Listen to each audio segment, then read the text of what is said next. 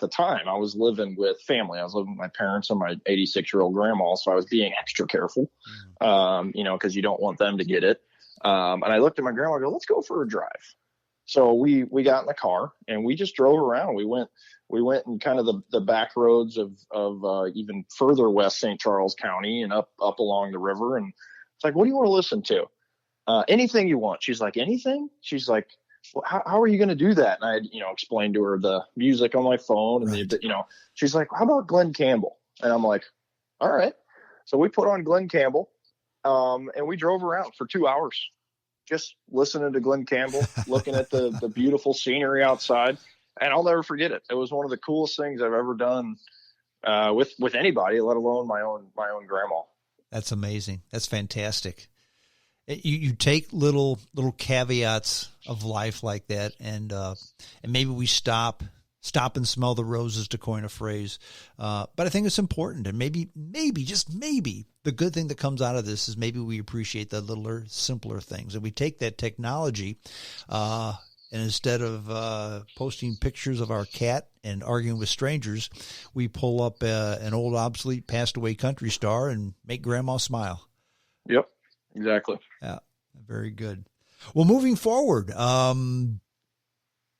do you think this is going to take your business? If you had a crystal ball, where would Daktronics? Where's Daktronics, and more important, where's Kyle Harris from Daktronics going to be 5 years from now, when the smoke is cleared and everything is we've forgotten 90% of what's happened these past 10 months? Yeah, no, I think Dak is positioned very well to come out of this on top. The reality is our competitors in the market are all overseas. We're the only company here based in the U.S. And I think the ability for us to get some brand recognition, fill people in on who we are, what we're doing, the past 6 months has been awesome. Now, granted, the sales numbers aren't there. But I'm a believer is we're kind of laying the foundation brick by brick, that when the checkbooks start opening, people start buying stuff, whether it's a large scale stadium, or a local police fire department. Maybe they're putting a marquee outside their fire station, or maybe they're putting a command center in for their at a local level. We're going to be positioned really, really well. And we're going to come out of this thing and we're going to see a lot of growth. I'm under the mentality, unfortunately we had to make some adjustments, and some folks, were let go, but, that was tough. That was the first time we've done that in our company's history. But my comment, and to my colleagues and conversations I've had, it's like, well, let's work our tail off. Let's grow our company so we can get them back on. Yeah. Let's look back 2-3 years from now, and maybe we double as a company and they're back on working for us. So that's kind of the mentality I have.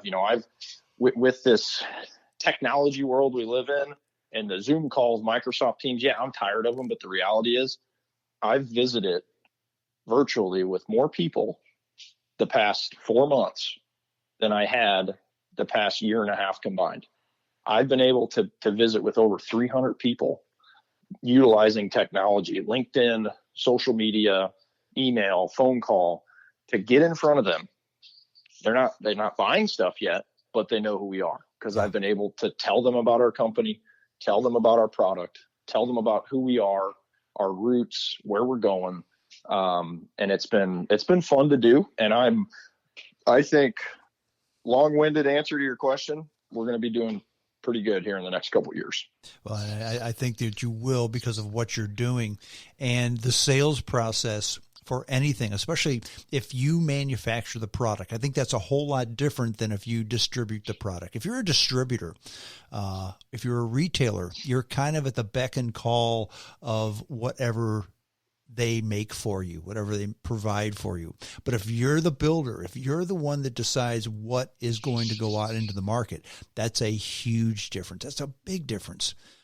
With our company, our advantage has always been, we're the only people out there who put me on an airplane, fly, make a meeting, make an appointment, discuss an application, provide a solution to that application, which always includes you buying something from me, then we provide that application. Nobody else did that.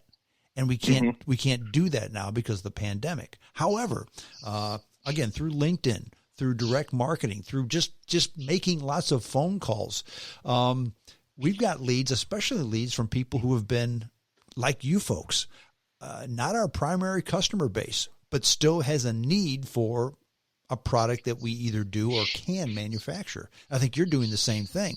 So if you're innovative enough, if you're intuitive enough to be able to see what's going to happen down the road, you're going to be fine. I think you even mentioned that your sales process works about 6 years. Well, 6 years from now, we're going to be fine. So let's get busy. Yep, exactly. And you look at the numbers. I'm a econ accounting major. I like numbers. And you look at the numbers in the market that I'm in with this high resolution, what we call direct view LED. It's currently about a $1.9 billion industry today. By 2026, it's projected to surpass $6 billion. And that's just in the high res market. If you keep your present market share, you can't make that much. Correct.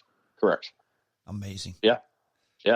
And the projectors. So there's $9 billion of legacy projector systems in the market. So as folks start to transition either to the latest and greatest projector or to our technology, you're going to start to take market share from that too. So there's, I'm bullish on it. I'm excited for it. That's why I'm still doing what I'm doing. That's why I'm still with the company that I'm with. But I'm also an optimist by heart.